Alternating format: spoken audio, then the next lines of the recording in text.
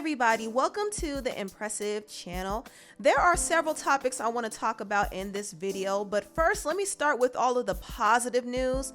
First, starting with Kylie Jenner. Recently, Kylie confirmed the news that she's expecting her second child with the rapper Travis Scott. Now, TMZ already broke the news that Kylie is pregnant, but Kylie finally got a chance to confirm it herself. So congratulations to Kylie and Travis Scott.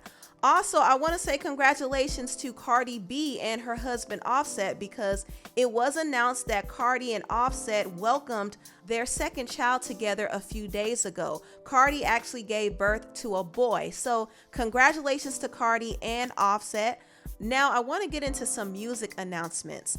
The pop legend Janet Jackson recently announced that she actually has a documentary coming. Now, when I saw this announcement, I was really excited because I am a Janet fan and I don't feel like her story is told enough. There's a lot of things that I myself don't even know about her legacy. So I'm really interested to find out some new information about her career and her personal life. And I'm glad that Janet is the one who's narrating this documentary. I'm glad that she put this together instead of allowing somebody else to do it, because I think her story needs to be told in her words. Janet has been through a lot in her career and she has accomplished so much, but I don't think people are truly aware of her impact, and I don't think they're aware of the blueprint that she laid down for other female entertainers after her. Janet Jackson has inspired a lot of entertainers. I mean, a lot. And a lot of them will credit her as one of their inspirations. And a lot of people don't even realize it. But I do think there's a reason for that. I think a big part of the reason why her legacy is not acknowledged the way that it should be is largely due to the fact that she was blackballed for many years after that Super Bowl incident. Her music was blocked, her videos were blocked, everything was blocked. So the new generation never got a chance to really be introduced to Janet Jackson. And that's not to say that people don't know about her. A lot of people know about her. She is a legend, but I don't feel like her career has been preserved in the way that her other peers' careers have been preserved. Now Janet is kind of reintroducing herself and telling her story. And I think it's a great thing. And I'm excited to find out more about Janet Jackson. Her documentary is airing in January 2022. And I believe it's supposed to be airing on the A&E channel and the Lifetime channel. Now on to the next topic. I want to briefly talk about Nicki Minaj and Rihanna linking up together. A lot of fans are excited about Nicki and Rihanna's link up because they do feel like Nicki and Rihanna are working on something together. It was rumored that Nicki might be a part of Rihanna's Savage X Fenty show. Also, rumors are swirling that Nicki and Rihanna might be in the talks of doing another collaboration together. And those are just rumors, by the way. There's no confirmation of that, but I wouldn't rule out the possibility of them collaborating again. So we'll just have to see what the future holds. But I'm here for Rihanna and Nicki linking up together again. I thought that was a cute moment for the fans. Now on to the next topic. I want to briefly talk about the singer Chloe Bailey from the group Chloe and Halle. Chloe is set to debut her solo single Have Mercy this Friday, and she recently dropped a cover art for her new single. Now, I thought this was a very interesting look for Chloe. I would have preferred if she wore her natural colored locks, but I understand that she put the blonde in to kind of experiment with her look a little bit. And also, I thought this cover was kind of her way of giving an ode to Beyonce. If you don't know, Chloe and her sister Halle are signed to Beyonce, and Chloe is also Beyonce's protege. So it makes a lot of sense that Chloe would kind of give a nod to Beyonce in her new cover. And I feel like it's symbolic as well, because I kind of feel like Chloe's solo debut will somewhat mirror Beyonce's solo debut.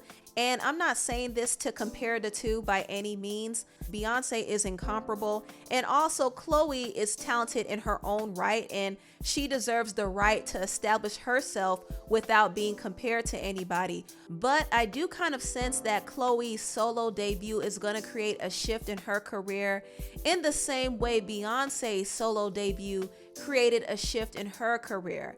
And I'm excited for Chloe's new single, Have Mercy. I will be doing a review on her music video, so stay tuned for that. Now, some other music news that I want to talk about is Megan Thee Stallion. Megan Thee Stallion did a remix to BTS's hit song Butter, and Butter went to #1 on Billboard Hot 100 this week. However, Megan was not credited. Now, if you're wondering why, Billboard did say that BTS's original song was getting more sales and streams than the remix. The remix did generate a lot of interest, but it was only used to get BTS back at #1 again.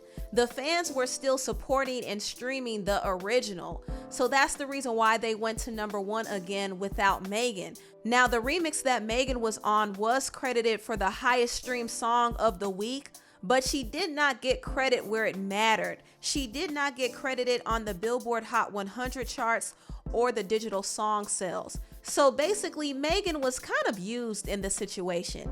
BTS didn't necessarily need her on their remix because they are a massive global act, so anything they drop will sell, but I do think they sought after an American rapper to kind of generate more interest in their song, and that's exactly what happened. And Megan was the one who got used. I was hoping that she would benefit from this remix as much as BTS did, but she didn't. And she really fought hard against her label to actually get the remix cleared. Before she released the remix, the head of her label, Carl Crawford, was attempting to block the song, and he even charged her a $100,000 fee because he wanted to make sure he got paid from the song. But Megan was able to override his ruling through the courts, and she felt like the remix would have been monumental for her career, but unfortunately, the remix did not get her the #1 hit that she wanted. And that's too bad for Megan. But anyway, let's get into some more mess.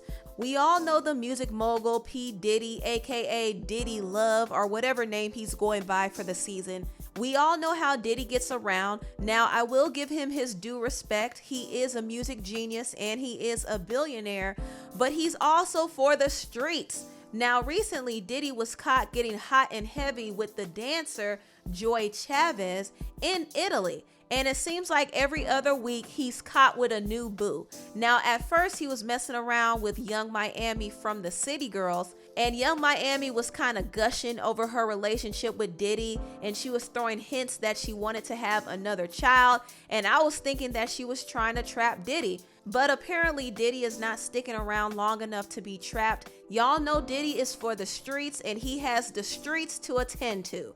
Now, he was caught on a yacht with Joie Chavis. If you don't know, Joie is the baby mama of the rappers Future and Bow Wow.